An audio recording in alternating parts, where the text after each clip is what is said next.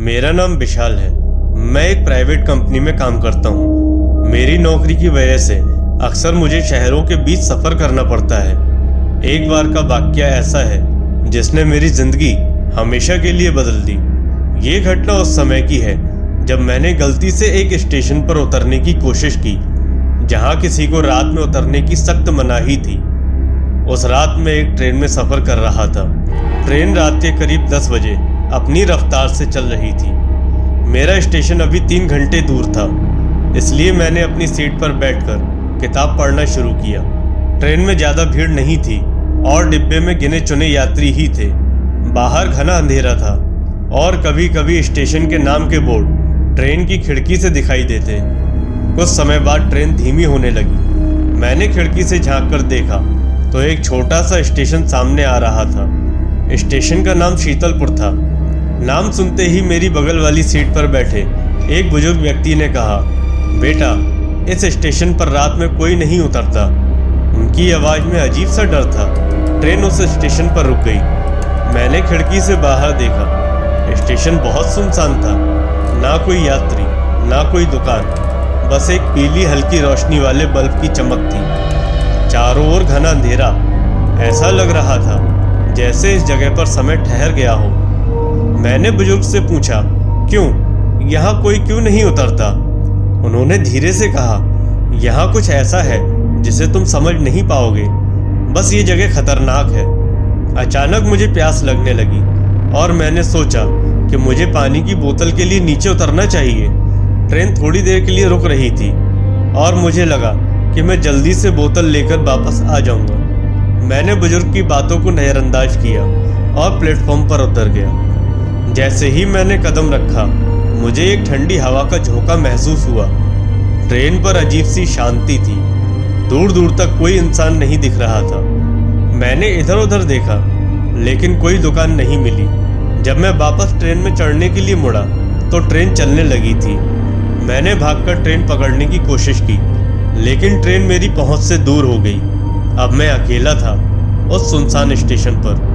मैंने घबराकर चारों तरफ देखा। तभी मेरी नज़र एक पुराने और जर्जर वेटिंग रूम पर पड़ी। वहां से हल्की सी रोशनी आ रही थी। मैंने सोचा कि वहां कोई होगा जो मेरी मदद कर सकता है। जैसे ही मैं वेटिंग रूम के अंदर गया, वहां का दृश्य दिल दहला देने वाला था। दीवारों पर अजीब अजीब से निशान बने हुए थे, जैसे किसी ने नाखूनों से खरोच मारी हो। फर्श पर धूल और जाले फैले हुए थे। कोने में एक टूटी हुई कुर्सी थी और एक मेज पर पुरानी जली हुई लालटेन रखी थी। तभी मैंने सुना, तुम यहाँ क्यों आए हो? ये आवाज़ इतनी धीमी थी कि मैं कांप गया। मैंने चारों ओर देखा, लेकिन वहाँ कोई नहीं था। तभी दरवाजे के पीछे से एक साया दिखाई दिया। ये एक औरत का साया था जो सफ़ेद साड़ी में थी। उसकी आंखें लाल चमक रही थी। उसने धीरे धीरे मेरी तरफ बढ़ना शुरू किया। मैं घबरा गया और भागने की कोशिश की, लेकिन मेरे पैर जकड़ गए थे। उस औरत ने कहा, यहाँ जो भी आता है वो यहाँ से वापस नहीं जाता। मैंने जोर से चीखने की कोशिश की, लेकिन मेरी आवाज़ नहीं निकली। तभी एक तेज हवा का झोंका आया और वो साया गायब हो गया। मैंने अपनी जगह से हिलने की कोशिश की, लेकिन मेरे शरीर ने मानो जवाब दे दिया था। तभी स्टेशन की पटरियों से लोहे के पहियों के घिसटने की जोरदार आवाज़ सुनाई दी। मैंने मुड़कर देखा तो वहाँ एक पुरानी टूटी हुई ट्रेन खड़ी थी। वो ट्रेन पूरी तरह जंग खा चुकी थी, लेकिन उसकी खिड़कियों के अंदर से हल्की हल्की रोशनी दिखाई दे रही थी। तभी खिड़की के पास से एक चेहरा दिखा। वो चेहरा इंसानी नहीं था। उसकी आंखें गड्ढों जैसी खाली थी और उसकी मुस्कान से तेज नुकीले दांत दिख रहे थे। वो चेहरा मुझे घूरते हुए धीरे धीरे मुस्कुराने लगा। मैं एक पल के लिए शांत खड़ा हो गया। मैंने ट्रेन से ध्यान हटाकर भागने की कोशिश की। जैसे ही मैंने कदम बढ़ाया, मेरे कानों में कई आवाज़ें गूंजने लगीं। ये आवाज़ें यात्रियों की थी जो मदद के लिए चिल्ला रहे थे। ऐसा लग रहा था जैसे कोई ट्रेन दुर्घटना की आवाज़ें मेरे कानों में आ रही हो। बचाओ, मुझे बाहर निकालो, हम मर गए। लेकिन हमें शांति नहीं मिली।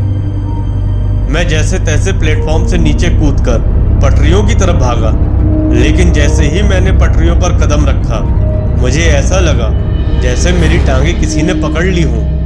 नीचे देखने पर मैंने देखा कि पटरियों के बीच से कई हाथ बाहर आ रहे थे। वो हाथ मुझ तक पहुंचने की कोशिश कर रहे थे और उनके नाखून गंदे और टूटे हुए थे। तभी दूर से एक सफ़ेद रोशनी दिखाई दी। वो रोशनी एक साये में बदलने लगी। ये वही औरत थी जिसे मैंने वेटिंग रूम में देखा था, लेकिन इस बार वो हवा में तैर रही थी। उसकी लाल आंखें पहले से ज़्यादा चमक रही थी और उसकी हंसी ने मेरे शरीर में सिरहन पैदा कर दी। मैंने अपनी घड़ी की तरफ देखा। रात के 2:30 बजे थे, लेकिन जैसे ही मैंने अपनी घड़ी पर नज़र डाली, उसकी सुइयां तेजी से घूमने लगी। ऐसा लग रहा था जैसे समय किसी भूतिया चक्र में फंस गया हो। मैं किसी तरह प्लेटफॉर्म पर कूदा और दौड़ते हुए स्टेशन मास्टर के केबिन तक पहुंचा। लेकिन केबिन के अंदर का दृश्य और भी डरावना था। वहाँ एक पुराना रेडियो बज रहा था जिसमें से डरावनी हंसी की आवाज़ आ रही थी।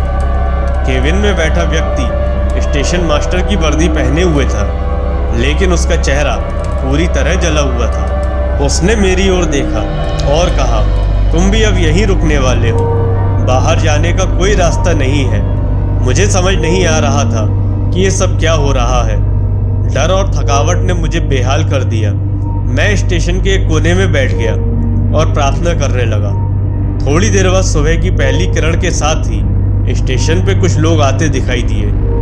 उन्होंने मुझे देखा और मेरे बारे में पूछा।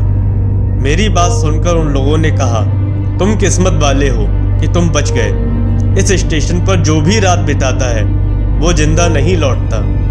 बाद में मुझे पता चला कि शीतलपुर स्टेशन पर कई साल पहले एक भयानक हादसा हुआ था, जिसमें ट्रेन की चपेट में आकर कई लोगों की जान चली गई थी। तब से ये स्टेशन भूतिया माना जाता है। उस दिन के बाद मैंने ये फैसला कर लिया कि रात में कभी किसी सुनसान स्टेशन पर नहीं उतरूंगा। आज भी जब मैं उस घटना को याद करता हूँ तो मेरे रोंगटे खड़े हो जाते हैं।